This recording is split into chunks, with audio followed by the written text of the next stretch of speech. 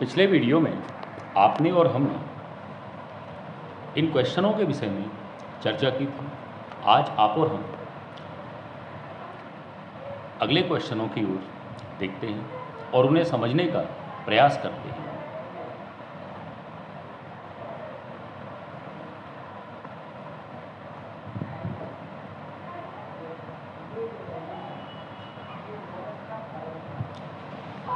अगला क्वेश्चन है हमारा, नाइट्रोजन का महत्व एवं कमी के लक्षण। नाइट्रोजन, जैसा कि आप जानते हो कि ये मुख्य पोषक तत्वों की श्रेणी में आता है। ये नाइट्रोजन पौधों के लिए उतना ही आवश्यक है जितना कि हमारे लिए भोजन है। ये मुख्य पोषक तत्वों की श्रेणी में आता है और हमने सीखा था कि वे पोषक तत्व जिनके बगैर पौधे जिंदा नहीं रह पाते, वे पोषक तत्व मुख्य पोषक तत्वों की श्रेणी में आते हैं। तो सबसे पहले हम देखते हैं कि हमारे पौधों में नाइट्रोजन का क्या महत्व है। नाइट्रोजन का महत्व सबसे अधिक होता है पौधों को हरा बनाए रखना।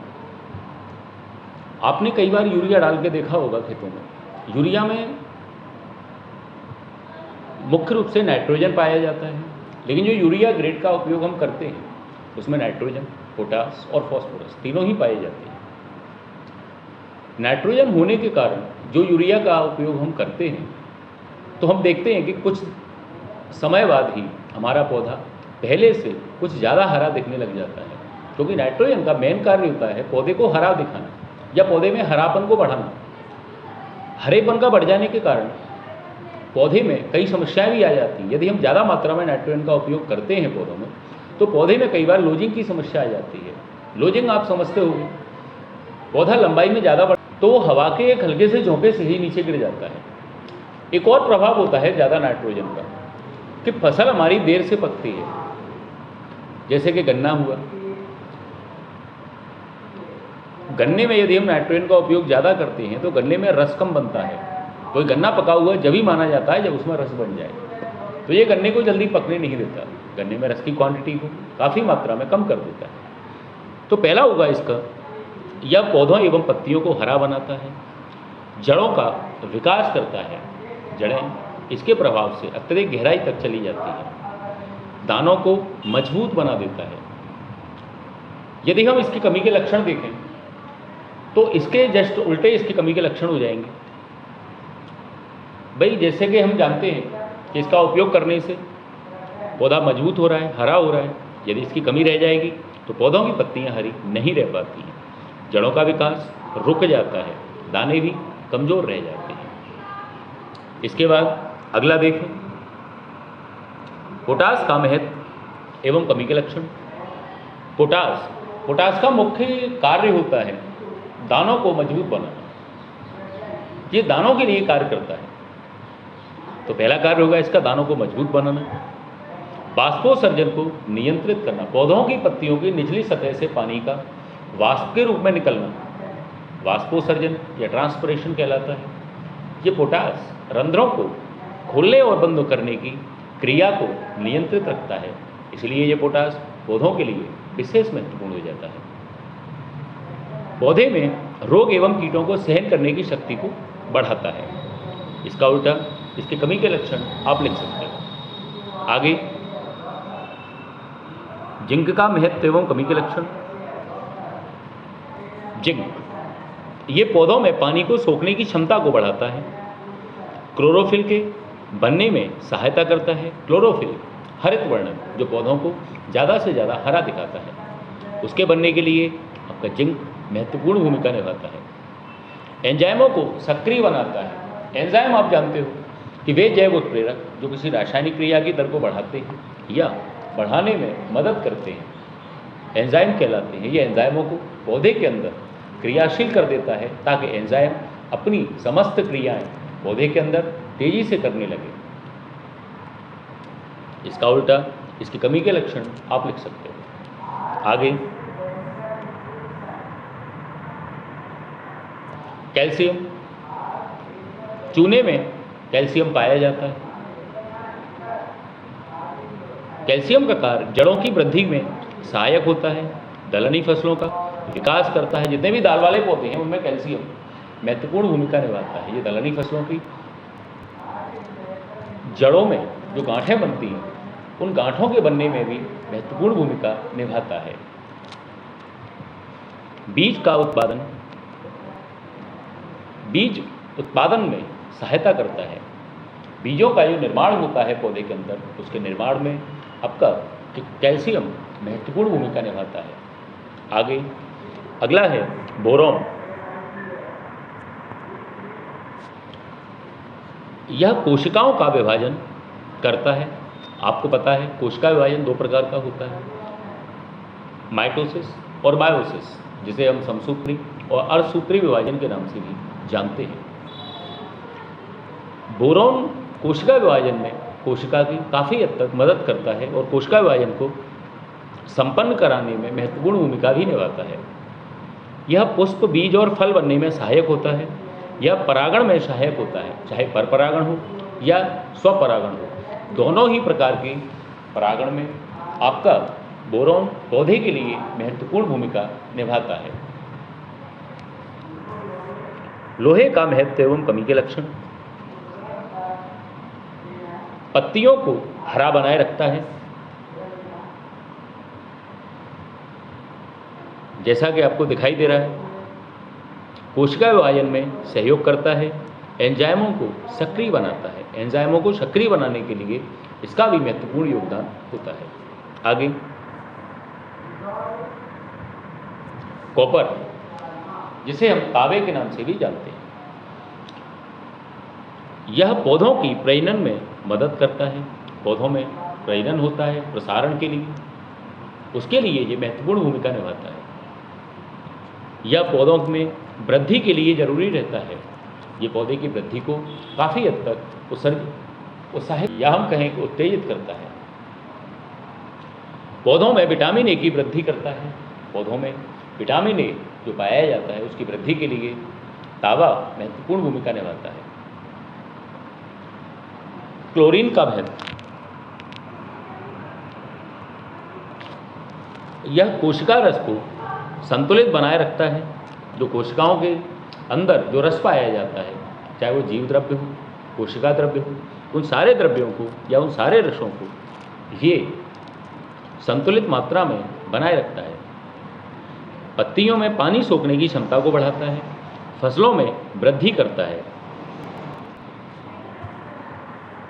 आप में से कुछ बच्चे ऐसे भी होंगे जिनको शायद ये महत्व और कमी के लक्षण याद न हो।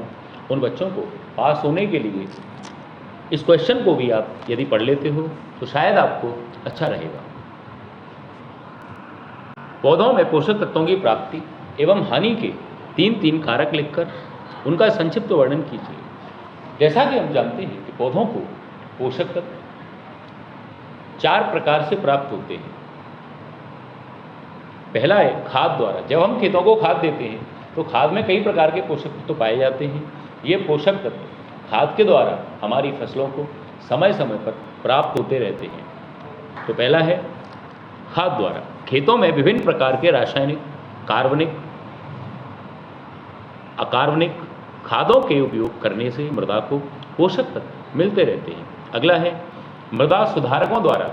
जैसे कि आपके खेत की मिट्टी में अम्ल की मात्रा ज़्यादा है, अम्लीय है, आप उसका सुधार करने के लिए आप उसमें चूने का उपयोग कर रहे हो। तो चूने का उपयोग आप किस लिए कर रहे हो? ताकि उसकी चिकनाई कम हो जाए, उसकी अम्लीयता कम हो जाए। लेकिन अम्लीयता के साथ साथ चूने से मिट्टी को कैल्शियम की भी प्राप्ति होगी। तो आपने देखा कि मृदा सुधारकों के द्वारा भी हम कई प्रकार के पोषक तत्वों की पूर्ति कर देते हैं। दलहनी फसलों के द्वारा पोषक तत्व प्राप्त होते हैं पौधे को। नाइट्रोजन एक महत्वपूर्ण पोषक तत्व है जो कि राइजोबियम द्वारा दिया जाता है। ये राइजोबियम दलहनी पौधों की जड़ों की गठानों में पाया जाता है। ये राइजोबियम जीवाणु जिन गठानों में पाया जाता है वो गठानें पिंक कलर की होती हैं और इन गठानों का पिंक कलर लैग हीमोग्लोबिन के कारण होता है। इन गठानों में ये जीवाणु लगातार नाइट्रोजन को स्थिर करता जाता है। जब इनमें नाइट्रोजन पर्याप्त मात्रा में हो जाती है तब ये नोडल्स अपने आप फ्यूज हो जाते हैं और फ्यूज होके पौधे को नाइट्रोजन प्राप्त हो जाती है। साधारण तौर पर यदि हम सिंचाई करते हैं तो हमारे खेत में जो ग्रोथ होती है वो काफ़ी हद तक कम होती है, लेकिन यदि वर्षा हो जाए तो वर्षा का पानी हमारे खेतों को अच्छे ग्रोथ करवा देता है, क्योंकि बारिश के पानी में नाइट्रोजन, ऑक्सीजन, कार्बन और भी कई गैसें घुलकर आती हैं, तो वो पानी हमारे खेतों के लिए एक प्रकार से खाद का भी कार्य करता है। तो वर्षा द्वारा भी हमारे खेतों को पोषक तत्वों की प्राप्ति होती रहती है। आगे ये तो हो गए आपके प्राप्ति के कारक। अब यदि हम देखें कि ऐसे कौन से कारक हैं जिनसे इन पोषक तत्वों की हमारी मिट्टी में कमी आती है, यदि कमी ना आए तो हमें बार बार पोषक तत्व उपलब्ध करवाने की आवश्यकता ही क्यों पड़े। तो पहला है फसलों द्वारा पोषक तत्वों को मृदा से ग्रहण करना। जब हम खेत में कोई भी प्रकार की फसल उगाते हैं तो फसल को अपनी जीवन यापन को पूरा करने के लिए या जीवन को पूरा करने के लिए पोषक तत्वों की आवश्यकता होती है। तो फसलें अपने जीवन के लिए, अपनी वृद्धि के लिए मृदा से लगातार पोषक तत्वों को सोखती जाती हैं, इसीलिए मिट्टी में हर बार पोषक तत्वों की कमी आती जाती है। खरपतवारों द्वारा आपने देखा होगा कि खरपतवार फसल के साथ प्रतियोगिता करते हैं, ये फसल से ज़्यादा पोषक तत्व लेने की कोशिश करते रहते हैं। यदि हमारे खेतों में खरपतवार अधिक मात्रा में लगे हुए हैं या घास अधिक लगा हुआ है, तो ये घास अधिक मात्रा में लगे होने से हमें खेतों में पोषक तत्वों की उपलब्धता भी बढ़ानी पड़ेगी, क्योंकि उर्वरक को आरों को पड़ती है।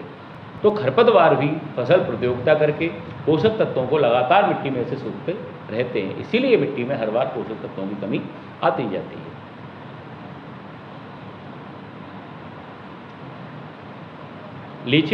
लीचिंग का मतलब जानते हो आप, पोषक तत्वों का धीरे धीरे रिस कर नीचे चले जाना। ये आपको दिखाई दे रहा होगा, इसके द्वारा ये पोषक तत्व नीचे रिस कर जमीन के अंदर गहराई में जाते जा रहे हैं। इस प्रकार जब हम मिट्टी को अंदर गहराई तक जब जुताई करके खोल देते हैं तो हमारी मिट्टी फुसफुसी हो जाती है, और जब हम उनमें उर्वरक दे देते हैं तो पानी के द्वारा कई उर्वरक मृदा में गहराई तक चले जाते हैं और पौधे को प्राप्त नहीं हो पाते हैं। ये पोषक तत्व मोबाइल श्रेणी के कहलाते हैं, जो कि मिट्टी में काफ़ी अधिक मात्रा में चलायमान अवस्था में रहते हैं। अधिक चलायमान होने के कारण इन पोषक तत्वों का मृदा में लीचिंग द्वारा नीचे जाना आम बात है। तो जैसा कि आपने देखा, आज हमने चैप्टर 2 को समझने का एक प्रयास किया है। यदि आपका कोई भी डाउट हो तो आप इस संडे को ऑनलाइन बैच में जुड़कर अपने डाउट्स क्लियर कर सकते हो। तो मिलते हैं अगले वीडियो में, तब तक के लिए नमस्कार।